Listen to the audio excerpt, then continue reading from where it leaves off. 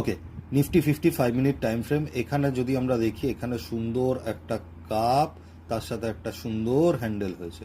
ওকে, মার্কেটের ওপরে যদি ক্লোজিং পয়েন্ট দেয় তাহলে আমাদের এন্ট্রি হবে ফার্স্ট টার্গেট, সেকেন্ড টার্গেট।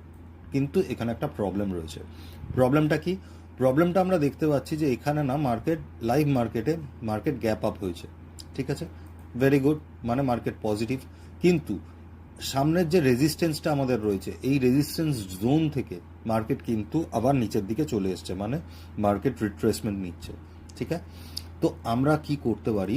আমরা এই ট্রেডটা এখানেই ক্যান্সেল করে দেবো, কারণ আমরা বসে বসে দেখব মার্কেটের এটা একটা ট্র্যাপ হতে পারে যে মার্কেট এখান থেকেই আবার মার্কেট নিচের দিকে চলে আসতে পারে। Let's see.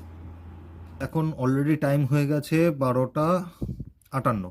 তো মার্কেট কিন্তু আপ মুভ দিল না, মার্কেট এবার ডাউন মুভই দিচ্ছে। কারণ হচ্ছে এখানে যাদের যাদের স্টপ লস ছিল তাদের স্টপ লস হান্ট করে